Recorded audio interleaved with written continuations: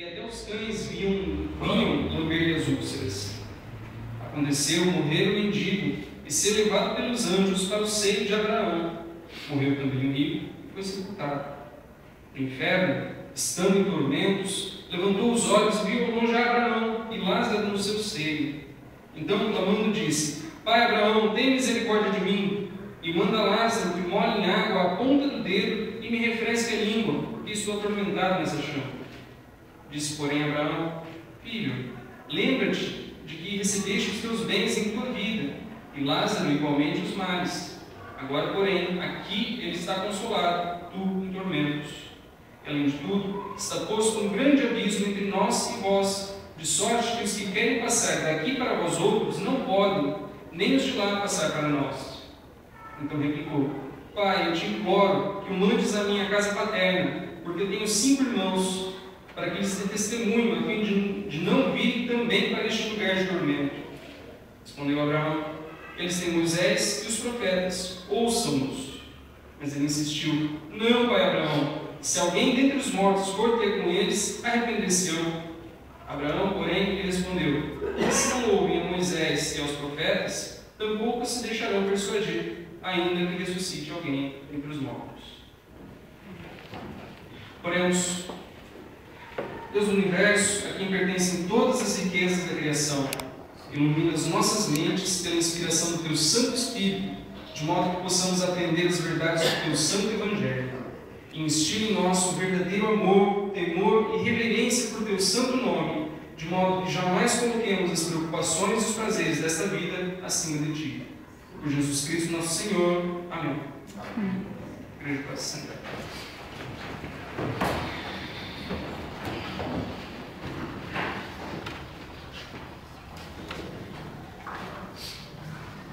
Morreram um pastor, um rabino, um padre e um advogado e foram ter com São Pedro no céu. Não, eu não vou contar uma piada, até porque não acredito que o público seja lugar para isso. Mas as piadas, elas são um gênero literário, são um tipo de texto muito especial.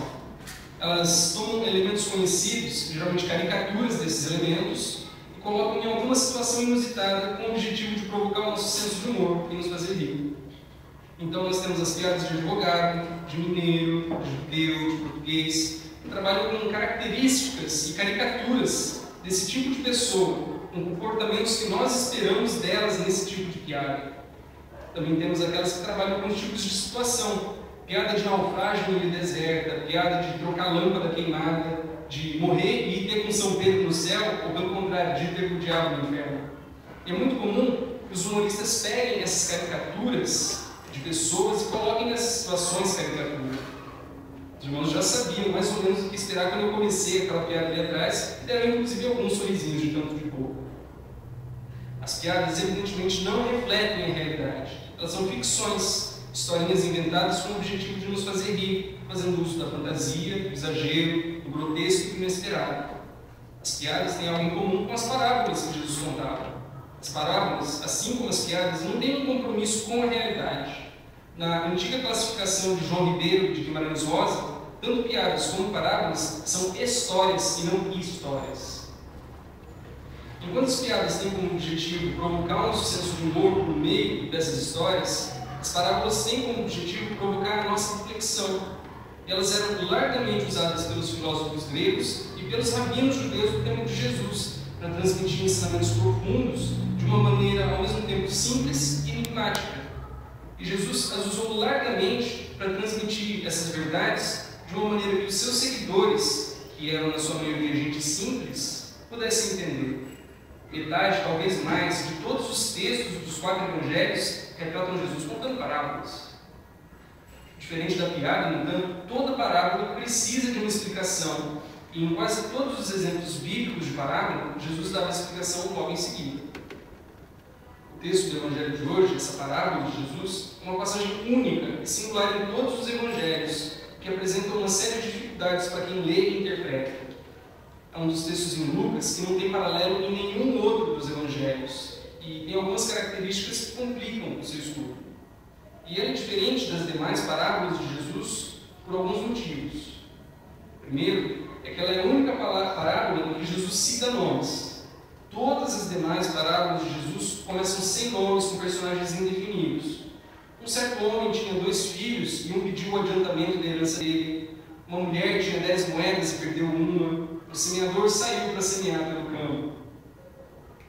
Não se cita nomes. E ficava claro para todo mundo que Jesus estava bolando uma história, contando uma parábola para ilustrar o seu ensinamento. Essa diferença, a presença de nomes aqui, faz muitos estudiosos afirmarem logo de cara que não é uma parábola, mas uma história verídica que Jesus está contando. Segundo, numa primeira leitura, o texto parece estar meio jogado, por assim dizer, dentro do Evangelho de Lucas.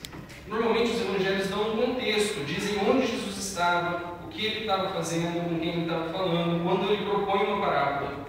No final, costumam vir com uma explicação e uma aplicação dessa parábola. Qual o sentido prático do ensinamento por trás dela? E tudo isso falta no texto de hoje. Terceiro, as parábolas em geral tratam de temas cotidianos, de cenas que podem muito bem ser presenciadas e vivenciadas por qualquer pessoa. Qualquer fazendeiro está sujeito a ter um administrador infiel. Qualquer um que guarda dinheiro em casa está sujeito a que esse dinheiro suma. Qualquer um que tenha filhos pode ter de lidar com a rebeldia e com a ingratidão de um deles. Todas as demais parábolas de Jesus são bem pé no chão, por assim dizer. Nosso texto de hoje, por outro lado, é algo fora da realidade do homem comum, é algo que nenhum de nós poderia normalmente presenciar ou experimentar. Com exceção do próprio Senhor Jesus, ninguém foi ao mundo dos mortos e voltou para contar a história. Sim, nós temos relatos bíblicos de ressurreições milagrosas, mas nenhum dos ressuscitados no texto bíblico voltou contando essa história, contando como foi lá. Também é importante lembrar que a parábola não tem um compromisso com a realidade dos fatos, não tem obrigação de retratar uma história verídica. Pode ser verídica, pode não ser, mas não tem obrigação de ser. Assim como nós não mudamos a nossa doutrina, o nosso entendimento sobre a vida após a morte, sobre o céu, sobre o inferno, por escutar uma piada dessas de céu e de inferno. Essas piadas usam a noção popular de que o apóstolo Pedro, porque tem as chaves do céu, como disse Jesus em Mateus 16, 19, seja o porteiro do céu. Nós sabemos que não é assim que funciona. Não era disso que Jesus estava falando naquele momento. Da mesma forma, o que Jesus está fazendo nessa parábola não é necessariamente dando uma descrição fiel do que acontece quando nós morremos. Pelo contrário, o que Jesus fez aqui foi pegar a doutrina de pós-vida dos fariseus, a forma que eles acreditavam que as coisas seriam depois que a pessoa morre. E ele inverteu totalmente o que eles ensinavam, como Jesus fez várias e diversas vezes. Assim como nós hoje fazemos piada com essa crença folclórica de gente indo ter um São Pedro na porta do céu, Jesus estava, na verdade, fazendo uma parábola, e no fundo também uma piada, uma crítica muito ácida com a crença dos fariseus e a descrição que eles faziam do céu e do inferno. Mas por que Jesus estava fazendo isso? Porque, do nada, ele conta essa parábola tão estranha. Primeiro, vamos examinar o contexto dessa história no Evangelho de Lucas. Como eu disse no começo, essa parábola parece jogada dentro do Evangelho, não tem uma explicação no começo ou no fim de como ou por que ela está ali, o que Jesus queria dizer com isso e para quem ele estava contando. Mas nós podemos ter certeza de que nada está na Bíblia por acaso. Se nós olharmos para trás no texto do Evangelho, desde Lucas 11, a relação de Jesus com os fariseus estava ficando cada dia mais tensa. E desde que eles acusaram Jesus de estar expulsando demônios pelo poder do diabo e não de Deus.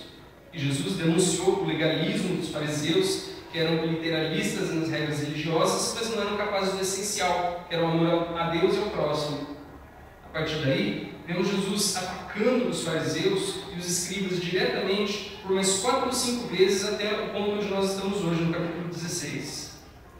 Em 16, versículos 1 a 13, nós temos uma parábola normal que começa com Jesus falando com seus discípulos. Em 14 a 17, Jesus novamente alfineta os fariseus. Então temos 2 blocos não identificados em que o assunto muda de repente, onde nós não temos uma indicação nem mesmo de que é o próprio Jesus falando. Não tem uma chamada no começo do nosso texto dizendo, então disse Jesus. Então, quando entra no capítulo 17, o texto novamente retoma, dando a palavra a Jesus. Disse Jesus a seus discípulos. Mas nós podemos confiar que, mesmo sem uma identificação direta no texto, a nossa passagem de hoje também foi dita por Jesus. Por quê? Primeiro, porque ela é uma alfinetada séria nos escribas, fariseus e principalmente nos sacerdotes que serviam no templo de Jesus. Essa é a única parábola em que Jesus cita nomes. E no verso 19, apesar de ele não mencionar o nome do servo, o homem rico, ele dá nome e endereço dele sim. No Brasil dos dias de hoje, se eu falar em um homem de terno e gravata, com uma faixa de seda verde e amarela bordada em fios de ouro, em quem nós vamos imediatamente pensar? Da mesma forma, só existia um cargo em toda a política de Israel em que o oficial podia vestir púrpura e linho fino. Êxodo 28, 5 e 6. Tomarão ouro, estopo azul, púrpura, carmesim e linho fino, e farão uma estola sacerdotal de ouro, e estopo azul, e púrpura, e carmesim e linho fino retorcido, obra esmerada. Êxodo 28 traz um modelo detalhado do uniforme que Deus desenhou para o sumo sacerdote, para Arão. E esse modelo de uniforme era o mesmo que ainda existia no tempo de Jesus. Era o modelo que o sumo sacerdote do tempo de Jesus usava. Era dele que Jesus estava falando. Um homem riquíssimo que se regalava diariamente em banquetes, enquanto na sua porta um leproso mendigava as suas migalhas. No entanto, os banquetes de que o sumo sacerdote se regalava diariamente, dos quais Jesus estava falando, não eram simplesmente os jantares faustosos e chiques que o sacerdote dava. Jesus estava falando aqui dos sacrifícios diários que eram celebrados no templo, e que, muito mais do que fonte de alimento para os sacerdotes, que comiam dos cordeiros do sacrifício, dos demais animais do sacrifício, elas eram fonte de alimento espiritual para eles e para todo o povo de Israel. A espiritualidade de Israel dependia da continuidade do sacrifício no templo.